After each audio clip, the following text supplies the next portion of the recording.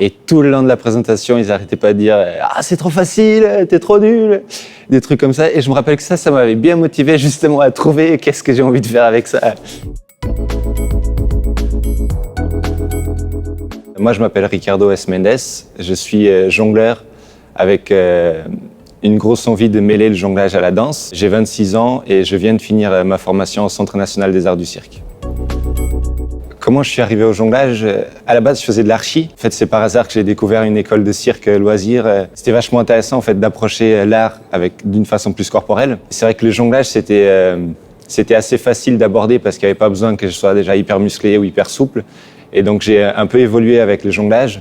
Et plus tard, j'ai trouvé la danse qui m'a beaucoup aidé à casser ce truc des jonglages traditionnels et du coup à trouver plus des choses un peu dans le corps et plus dans la fluidité. Et une fois que j'ai commencé à accrocher avec la danse, ça a juste enchaîné.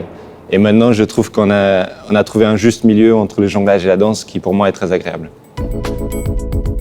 La danse, pour moi, je pense que c'est une façon de pouvoir m'exprimer pleinement. Et donc, ça me donne tous les outils que j'ai besoin pour pouvoir, moi, dans ma matière, donc le jonglage, lier les deux et donc trouver une justesse corporelle où je me sens à l'aise. C'est aussi un moyen de pouvoir exploiter le potentiel de mon corps. Mes inspirations viennent pas mal de sport déjà. Je me base beaucoup sur des images figées, par exemple des images de frisbee, ce qui me donne des idées à comment créer des mouvements ou des passes. Après, je m'inspire aussi énormément d'autres danseurs et donc comment ils bougent et tout ça. Aussi beaucoup de peintures et de choses du style qui me donnent des idées. J'ai un collectif qui s'appelle les Copycats où il y a justement une danseuse et donc on est vraiment sur un lien de danse et cirque et donc comment on peut mêler les deux, sachant qu'elle vient vraiment de la danse et moi du cirque. Comment on peut trouver une justesse entre les deux et embriquer les deux.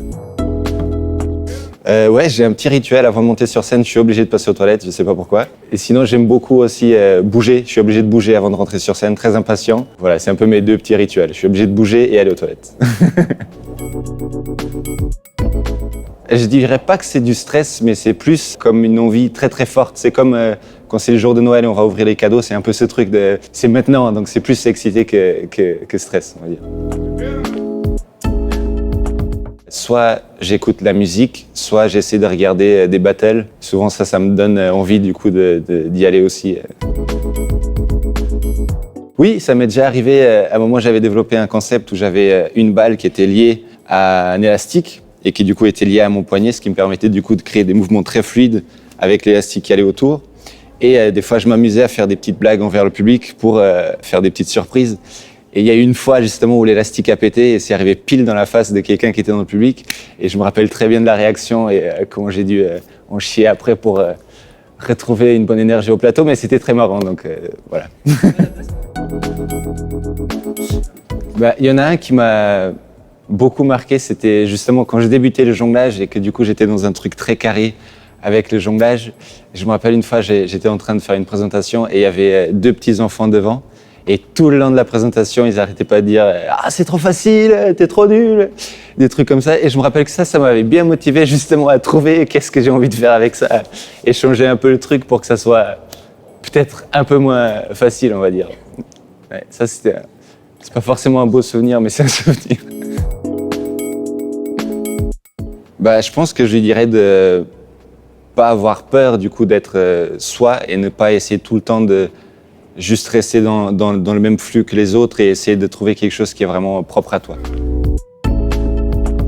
Ce qui freine les gens à danser, c'est la peur d'avoir l'air ridicule, comme en soirée justement où on est tous en train de danser, donc aussi moi je peux pas y aller parce que je sais pas danser.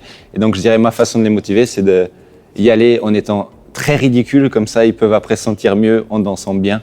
Et donc après on commence à s'amuser et ça devient bien. Et je trouve que la danse peut changer le monde parce que ça oblige les gens à se réunir et à trouver déjà un point qu'ils ont tous en commun, ce qui est leur corps. Et donc, ça les oblige à se plonger dans une osmose et créer quelque chose qui est très très beau, qui est le partage.